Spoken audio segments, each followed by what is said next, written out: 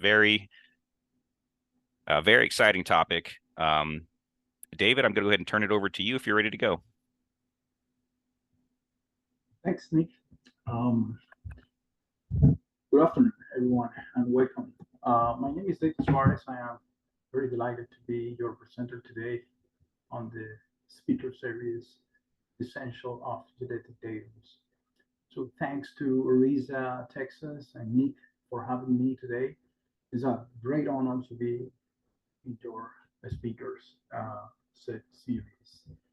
So geodetic datums are the foundational reference system that underpin all our geospatial data.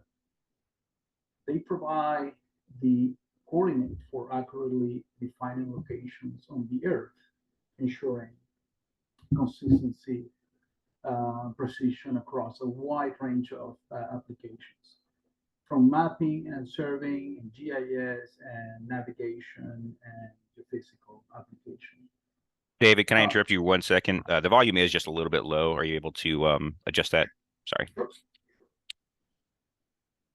you hear me better? I can hear you. It's working? No, we're still having some issues, it looks like. Oh, boy.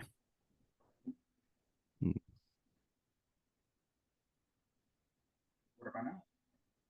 Oh, that's actually lower.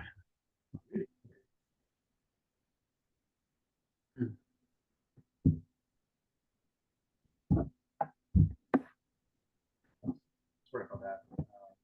What about now? No, they're saying it's pretty muffled, they're saying in the chat. A couple of people have said it's muffled and it's difficult to hear.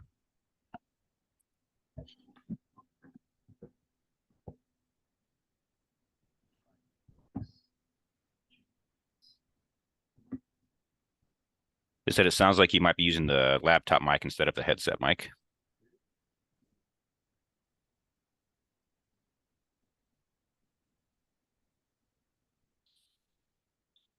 What about now? Can you hear me?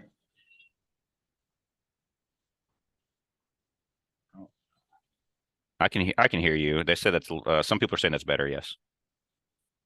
Better? Okay. Yeah, that's much better. Thank you so much. I apologize for that, everyone. Little minor technical difficulty. Thank you. Thank you, Nick, for your help. Okay. So continuing with this, whether you are a geospatial professional looking to deepen your understanding on or new on this field, I think this session will provide some insights and practical knowledge on geodesy. So thank you for joining us today. Let's get started with this journey on the essential of geodetic datums.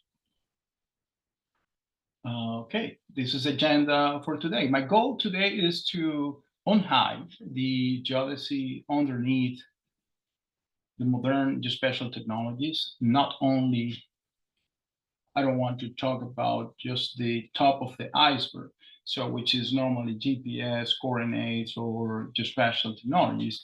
In this webinar, I want to dive into the core concept of geodesy, geodetic datums, and coordinate reference systems.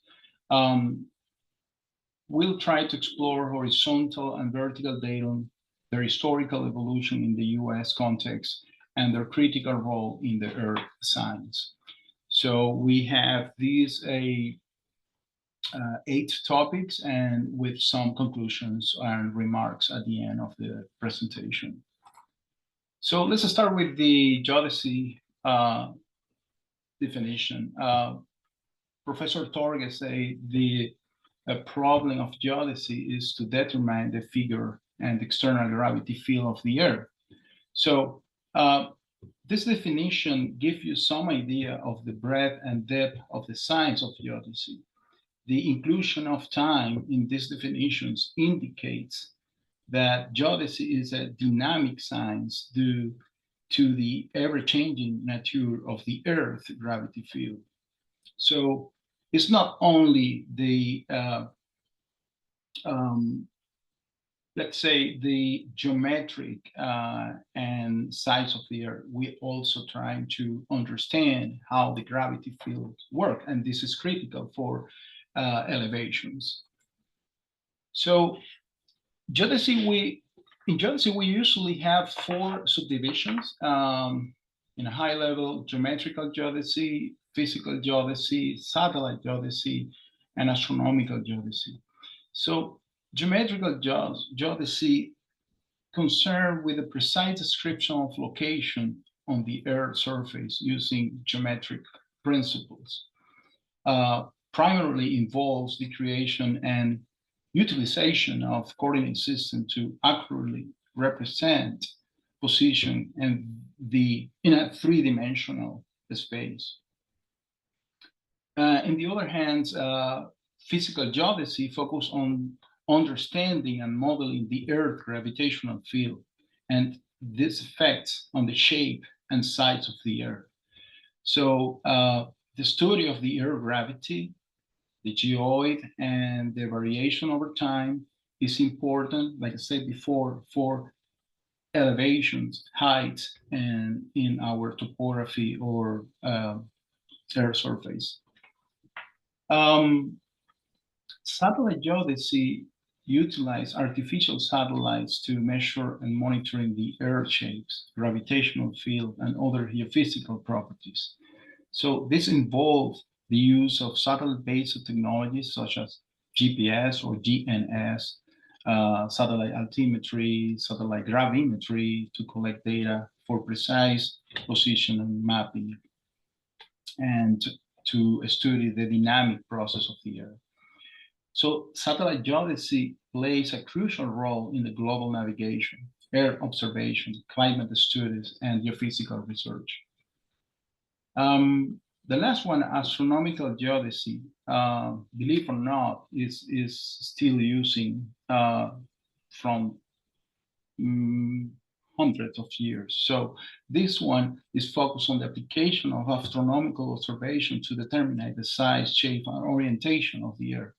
So basically, using astronomical observation, we understand how the rotations, translation, and all these different movements from the Earth, and which is very important to understand the reference systems.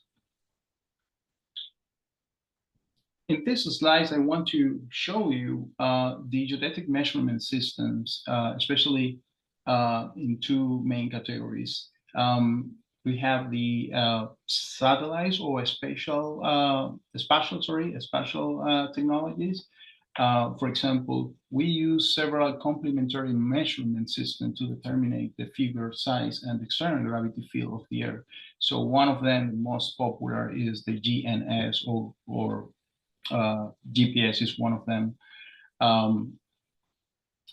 This is important because this provides precise positioning information by measuring the travel time of signal from satellites to receivers on the Earth surface. I mean, I guess you are very familiar with that. So GPS station or GNS stations, which enabled densification of the reference frames and provides supplementary information on the all 7 parameters for the terrestrial reference frames.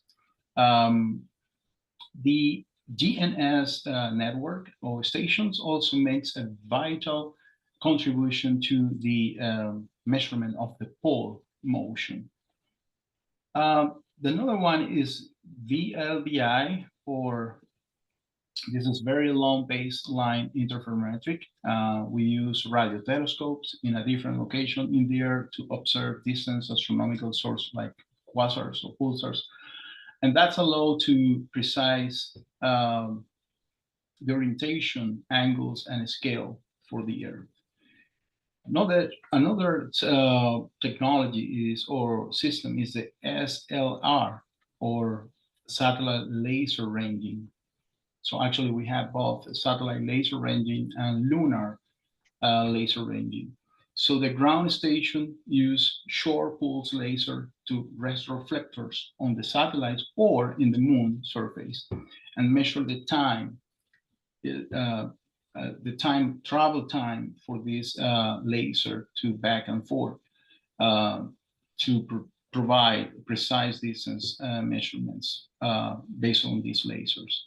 So SLR provide information on the location of the center of the mass of the Earth of n scale. So this is essential to understand where is the center of the Earth and what is the we call center of mass, which is very important to define the region of any of these global reference frames. DORAIS, DORIS, is a ground-based beacon system, Doppler orbitography and radio positioning integrated by satellites. So with this technology, we use for computing accurate orbits of the altimetric spacecraft and for enhancing the global distribution of the ITRF positions and velocities. The next one is satellite altimetry. These techniques use radars or lasers signal from satellites to measure the height of the Earth's surface, which is crucial for mapping and studying the changes on the sea level and ice sheets. Super important to understand and calculate the, for example, the geoid and gravity anomalies in the oceans. The next one is satellite gravimetry. Satellite-based measurements of the Earth gravity field help us to understand variation in the mass distribution, which can indicate changes in water storage, ice melting, or crustal deformations. INSAR is another one, interferometric synthetic aperture radar. We use that to understand or measure surface deformation, especially for subsidence or uplifts, on a very, very millimetric scale. So we can detect this type of deformation caused by tectonic activity or groundwater extraction or any other, or mining, etc.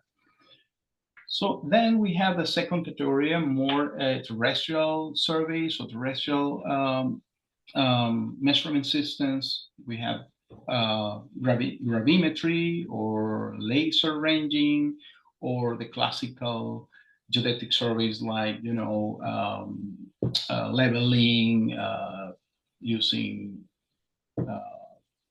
total stations, things like that.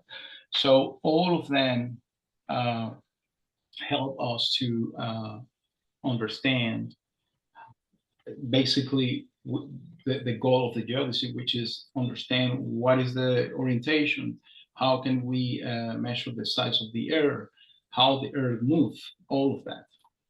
So here is a summarizing how can we use those measurement techniques. So using these geodetic measurement systems, the International Earth Rotation and Reference System Service calculates several Earth orientation parameters. These are basically the Earth orientation parameter fundamental for datum and reference systems. So having these Earth rotation parameters, we can describe irregularities and variation in the Earth rotation and the orientation in the space. For example, polar motion, time changes, the length of the day, celestial poles, movements, and nutation is one of the products for using these measurement systems. So let me share with you some of these values or graphics where we can see the historical movement of the polar motion. For example, this is from the Earth orientation parameters. This is how the pole is moving around the time. And this is important because when we talk about geodesy, this affects our reference systems. So this is another graphic where we can see the changes between how the time reference changed through the time. So here we see in microseconds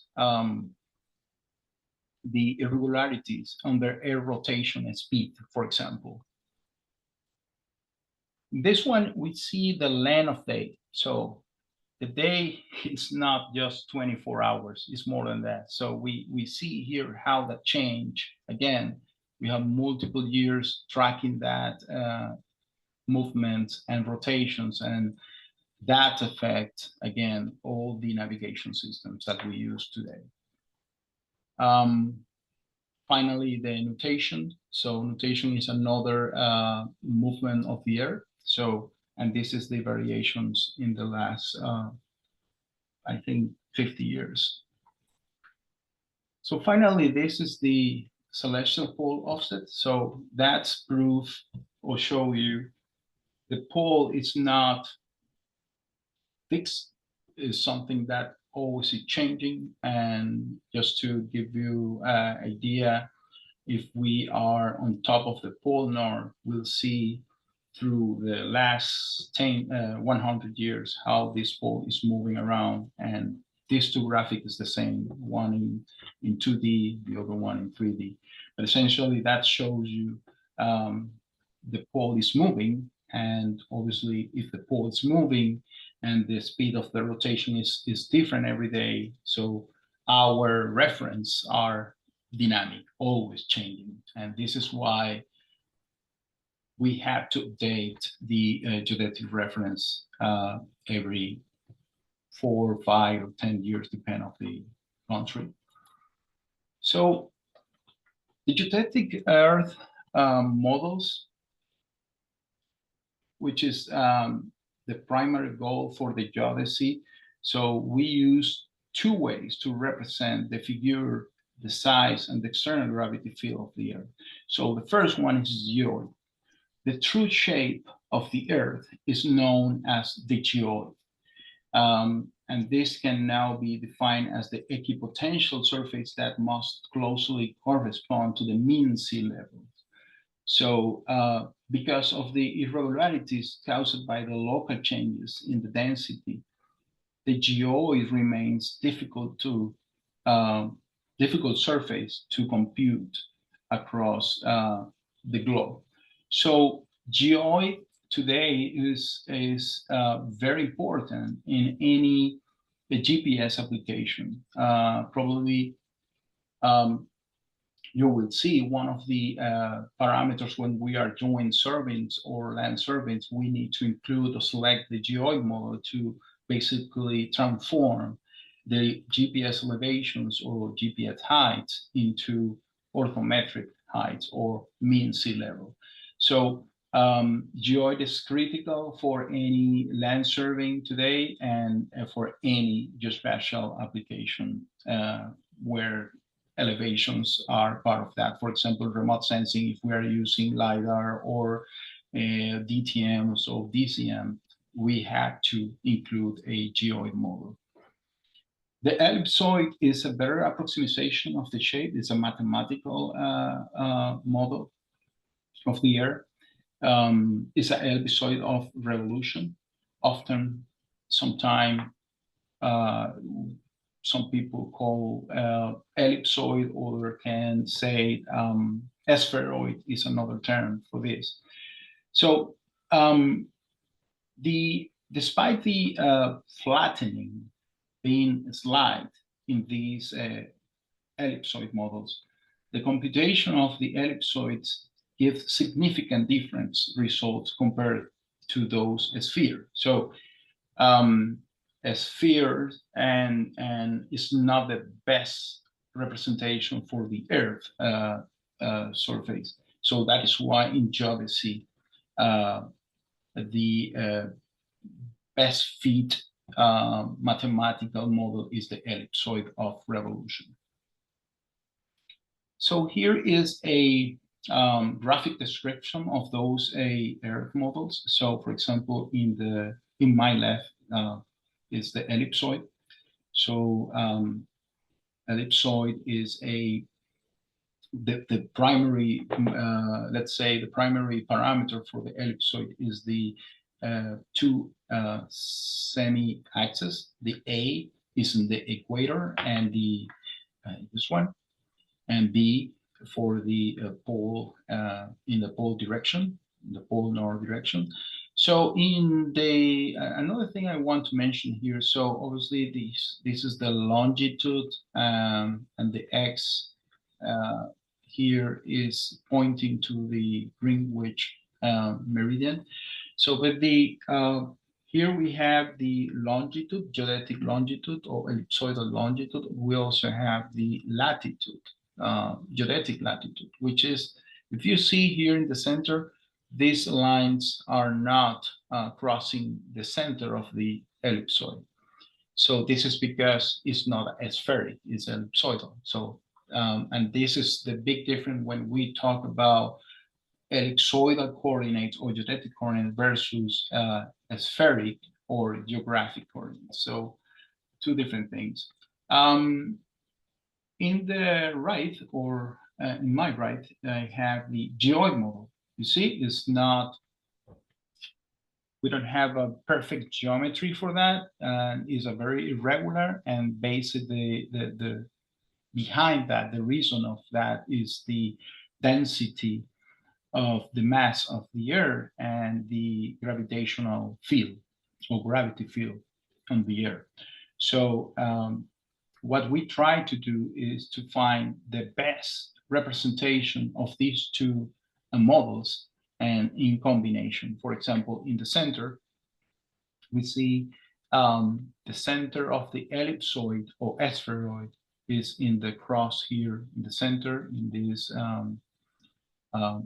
yellow cross, and the other center of mass for the geoid is not in the same location. So we need to integrate and understand what this difference is, measure that in order to talk about the datum. Basically, datum could be explained like the relationship between the ellipsoidal model and the geoid model.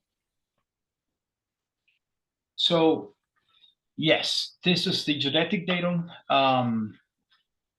definition. So what I would like to say here is geodetic datum serves as a standard reference for any geospatial data, enabling consistent and precise positioning, mapping, and navigation. So I like this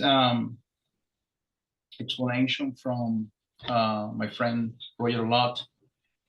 He said the geodetic datum is the mechanism through which the relationship between ellipsoid and geoid is defined, similar to what I showed you before. So that includes some parameters or geometric parameters and physical parameters to represent the shape and the size of the Earth through these two models in combination. So horizontal geodetic datum, we have multiple, let's say, type or classifications. Let's start with the basic explanation for that. So we can classify the datum based on the dimensions. For example, it could be horizontal, 2D or 3D, or it could be vertical, 1D. We also have geodetic datum based on the coverage. For example, in some cases we have local for a specific region, or regional, continental, or global. In the US, for example, I will say this is in some of them were just regional, and then they moved to continental, including Canada and Mexico in the south. So in the US, we have different type of data based on the coverage. So we also have the type of origin. So it could be topocentric, geocentric, or quasi-geocentric. For example, quasi-geocentric is, let's start for geocentric. Geocentric is For example, the ITRF is one of the good examples. Quasi-geocentric could be the NAT 83 2011, the most recent datum in the US, because it's not perfectly alienated with the ITRF. They have 2 or 3 meters sheath between them in the geocenter. Topocentric, for example, in the US, could be the NAT 27 and AD 27, because what's located in a specific location, I think it's in Kansas state. That location defined the region for the national datum. Type could be geometric or geopotential. Yes, geometric is when we base the datum on the, for example, ellipsoid, or geopotential when we are talking about just the vertical datum, which depend of the potential of gravity. Also, we can describe them based on the plate relationship. That means some of them are fixed on the crustal plate, and they move with the plate motion. There is others which are complete independent of the plate motion. For example, ITRF is one of them, but I will say in the NAT 83 in the US is plate fixed because it's moving with the plate, that reference keep fixed on the plate. So another way to classify the datum is based on the observation, what type of data we are using for compute the datum or define the datum. So astronomic observation, gravimetric, astrogravimetric, astrogeodetic, triangulation, trilateration, using space-based, which is VLBI, or all these different, or transit, or GPS, all these different measurement systems. We also have combination of them. So there is cases where we combine all these different type of technologies to produce a datum. Again, equipotential ellipsoid fixes to the global terrestrial frame. And in the next slides, I want to talk about the evolution of the horizontal geodetic datum in the US. So here is the list of all the different horizontal datums. I think from the beginning with the New England datum, I think it's the name, New England datum. In 1979, they used the ellipsoid Clark. That was obviously dimension is to the observation, astrogeodetic, and so on. So then in 1901, we moved to the US standard datum, yes, US standard datum, which was essentially very similar to the first one. And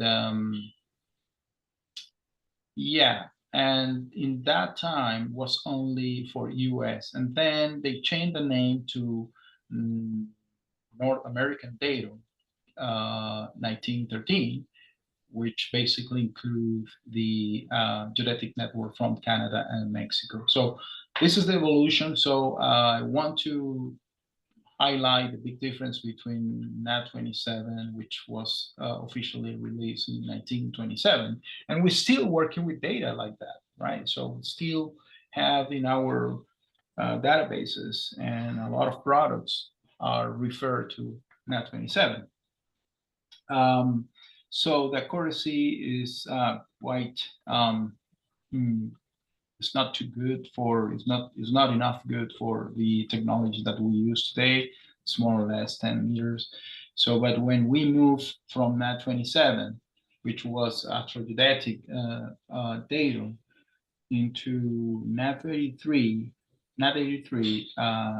which the original version was 1986.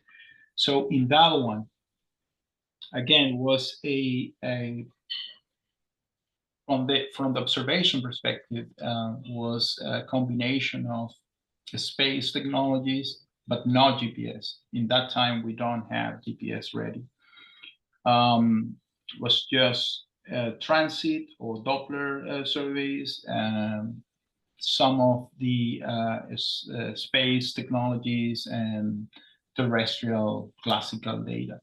So it's a combination. The accuracy improved a lot to 1 meter, and basically the shift between NAT27 and NAT83 in 1986 was around 10 and 200 meters, the difference. I mean, this is the shift, right? So after that, with the GPS evolution and an improvement in the networks, in the local networks in the US, state by state, they were improving the quality, and they compute a new, let's say, versions of these NAT83, which is the first one was HARM. I mean, HARM here was released in 99, sorry, 89.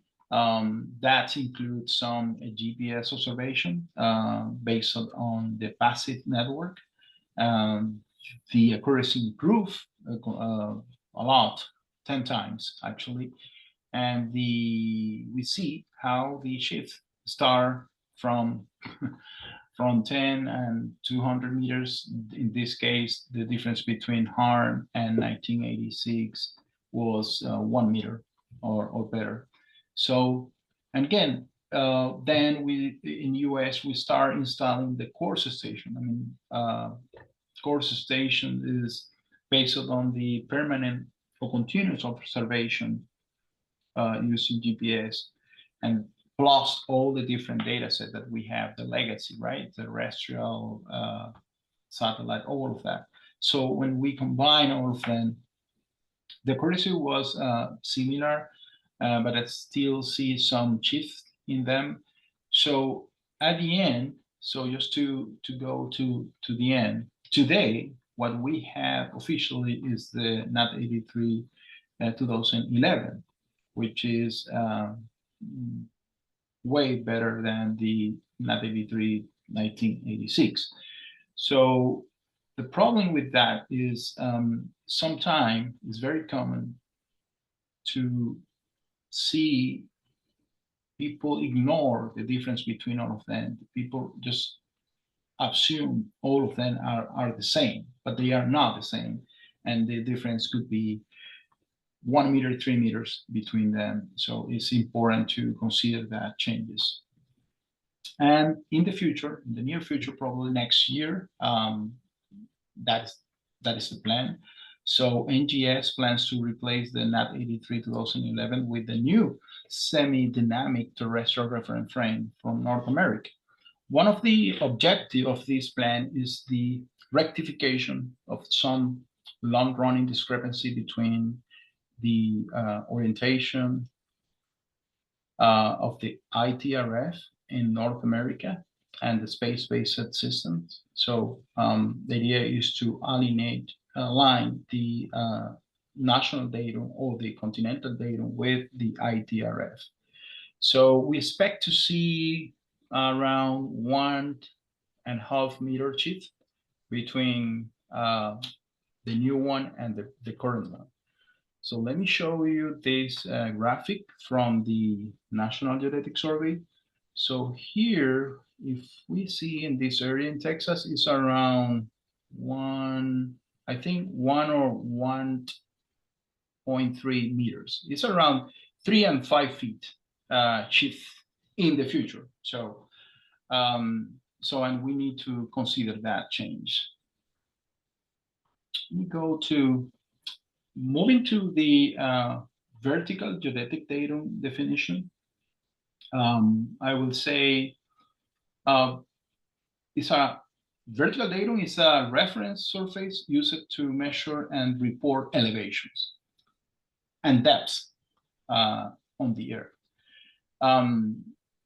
So it's defined by the specific level surface, such as in some cases is the mean sea level.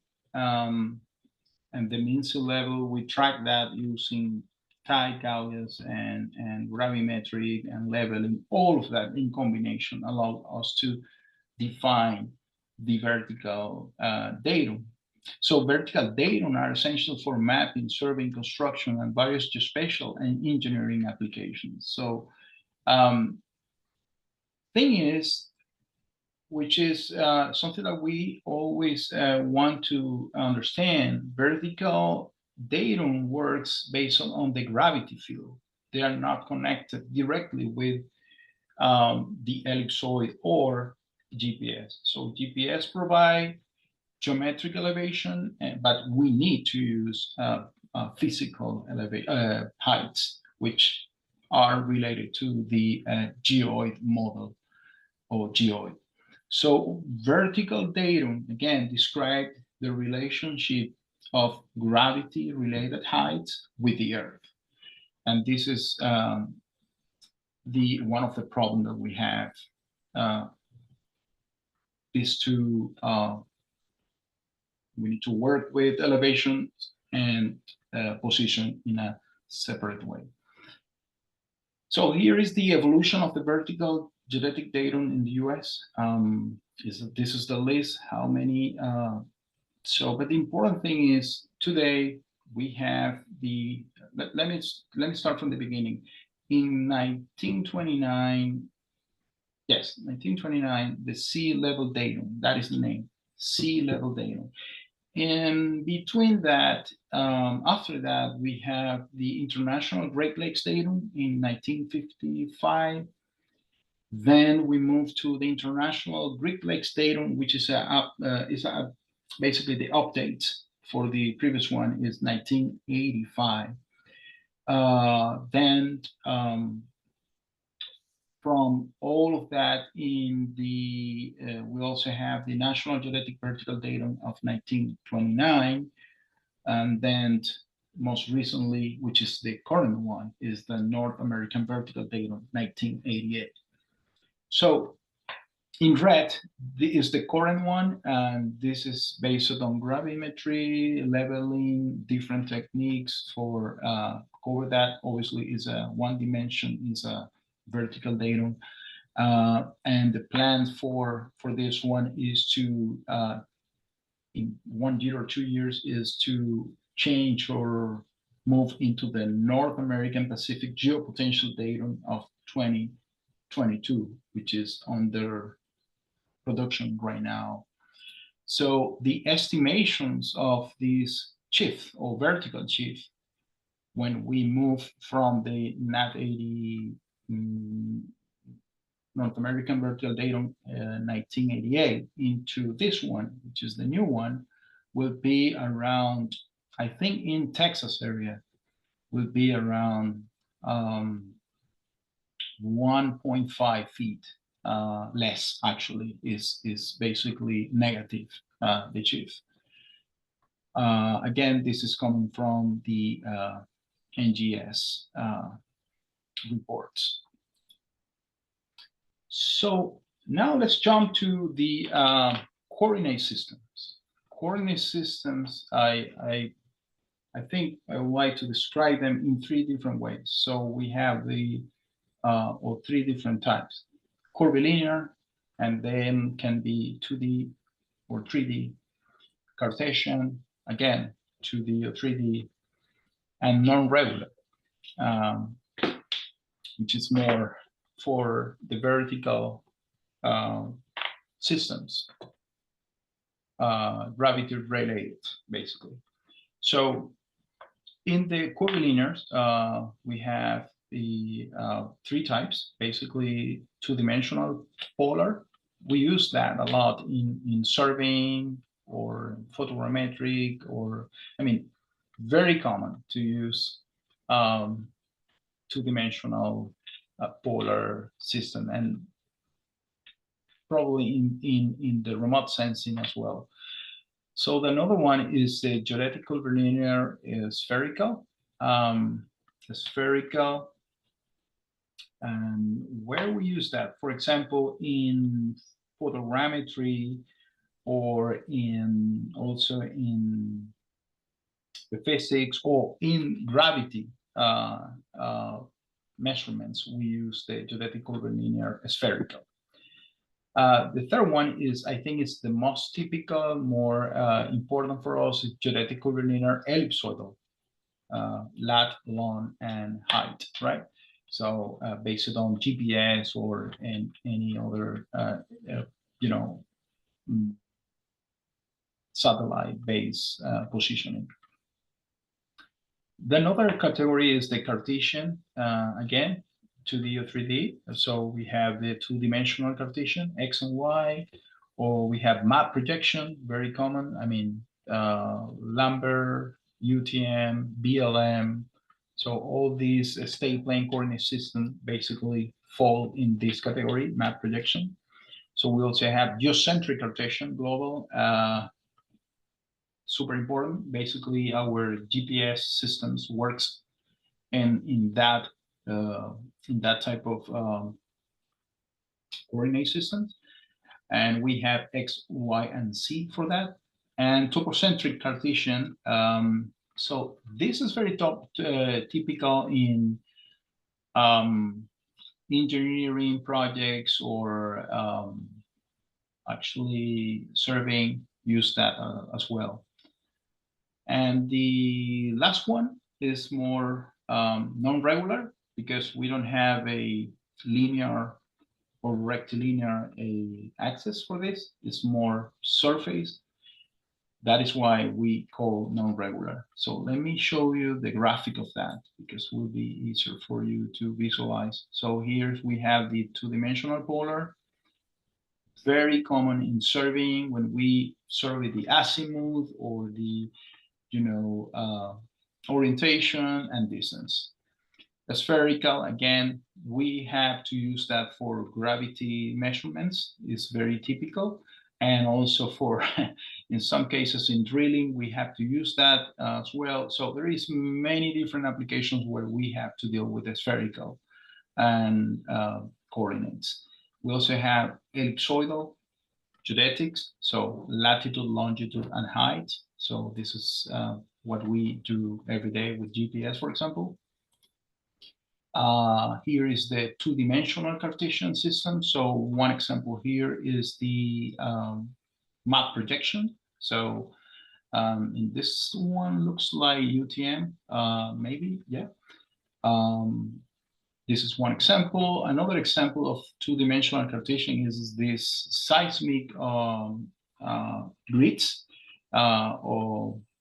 the seismic projects, so 3D seismic project. We use their own regular grid for doing these surveys. And the third example, this is not the unique, it's just some examples for you to have idea how we use this. And this one is another two-dimensional Cartesian system. For example, in the raster image or DTMs, they use this type of coordinate system, two-dimensional coordinate systems. Another one in the Cartesian system is the three-dimensional, right? So three-dimensional, we have the geocentric Cartesian. So this one in red. So it's, again, satellite, GPS, all the satellite technologies basically rely on this type of geocentric Cartesian systems. In the land surveying, I would say topocentric Cartesian system. So where we measure, east, north, and up direction. So it's very common to use that in a daily basis. So non-regular system, for example, here is the height reference. If you see height in in a physical geodesy, everything, the heights depend on the equipotential surface, and the equipotential surface, as mentioned before, are basically, you know, smooth curves of the gravity field. So when we talk about height, there is no rectilinear. So for example, the plumb line is a curve, essentially. So this is the geoid. Look, this is a very smooth curve based on the density and the mass of the Earth. And everything that we do in the elevation or height measurements essentially is a curve, to be more exact. So, and let me go with another topic. I think it's important to mention. We need to differentiate between conversions and datum transformations.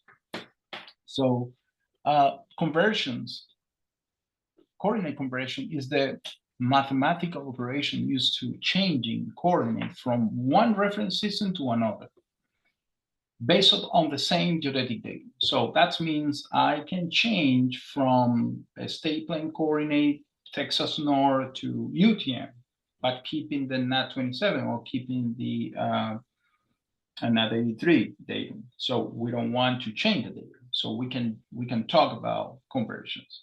When we talk about transformations, it's because in some way we are changing the datum in between. For example, coordinate transformation is a mathematical operation used to change the coordinate from one reference system to another, involving the change of the datum. Okay, so in this graphic here, in this column, basically we start with some Cartesian two-dimensional coordinates here.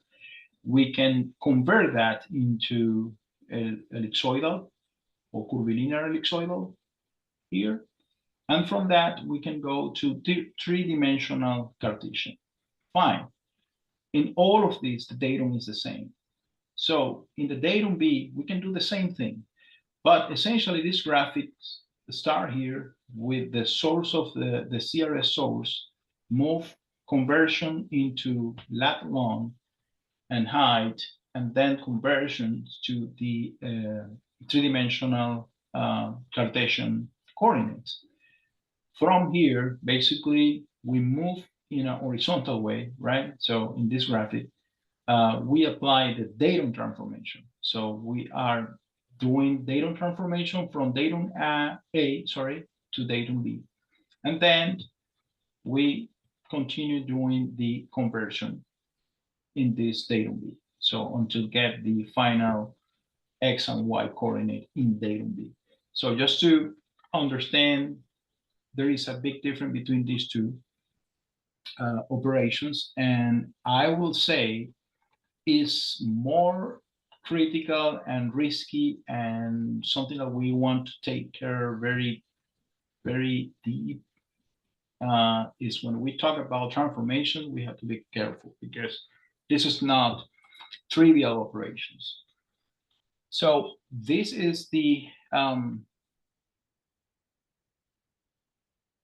coordinate datum transformation. I think just mentioned some of them. I don't want to spend a lot of time on this. There are multiple, and this is why I think we have to be careful because we have multiple parameters to do the transformation, and this is selecting the wrong one is a risk. Another thing is the understanding the accuracy, and another aspect is the reversibility. So there is cases where we cannot go move forward and backward without any problem. So there is cases, for example, if we are updating coordinates using velocities, for sure you cannot do the reversion easily. So you have to take care these steps with a lot of careful. So final remarks. I will say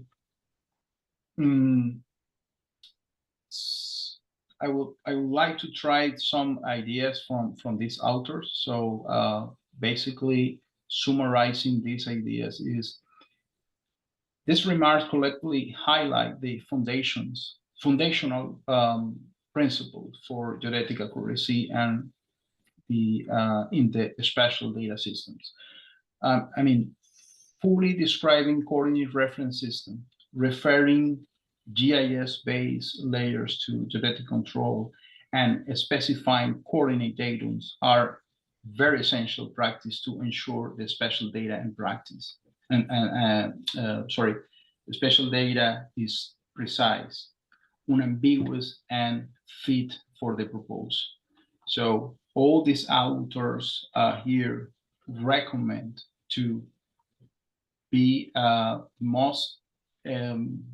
to do the best description possible for the CRS in this coordinate. One of the best ideas or recommendations I would like to say, please use the EPSC codes, because with that in your metadata, we can be more transparent, and basically we can preserve the geospatial integrity in our data sets.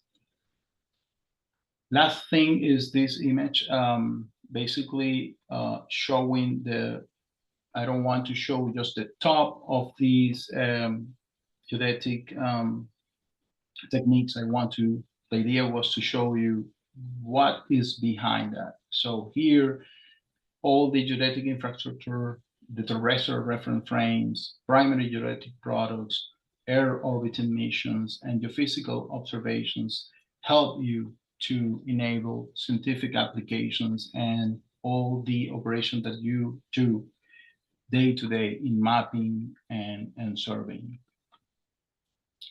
So I would like to recommend some books if these are very, I think, good for anyone who coming in the GIS world, can learn more about geodesy and geomatics using these texts.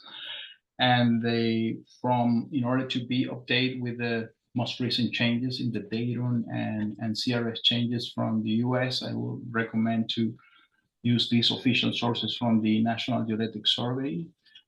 We have 3 documents, very, very detailed. And well, lastly, I want to thanks for your attention, and a special thanks to Shama and Nick for considering me as your speaker today. It's very much appreciated. Thank you. Awesome, David. Really appreciate it. That was a great presentation. I definitely learned a couple new things. So very important topics. So, we do have a real quick question. Can you go back to the slide with the books again, David? Thank you. All right, let's see. Questions. So we do have one question from Alice Wilson. She says, in North Carolina, our datum will change next year. Can you briefly explain why areas are affected differently when the changes occur and how to best prepare for those changes? Yeah, yes, in general, like I mentioned before, the intention is the core of these changes is to alienate your GPS surveys or the technologies that we use today for make surveys, which is primarily GPS. GPS works on ITRF. It's very close to the ITRF, which is a global terrestrial frame. So when we survey with that, we have some discrepancies with the current datum that we have in the US, which is, like I say, it's regional. So in order to fix those problems, these discrepancies, we want to adopt something global, right? So this is first thing. And second, I don't have explicitly know the differences in that area. I have to check the map to see how this is going to change, but I think in general would be less than 1 meter or centimeters in that zone. But we can check that in detail in the maps. I promise you we can tell you more details in a separate conversation. Awesome. Thank you for that. I have another question here from Carrie Billington. She asks, how soon will these datum changes make it to the coordinate systems in GIS software? Good question. I don't have the answer. I mean, I know these big companies are working with that. We're part of the same committee working on that in order to be prepared for that. I think in 1 or 2 years, everything is going to be set up in the systems. That is my expectation. Yeah. Okay, awesome. Let me see. I think those are the only 2 questions. Me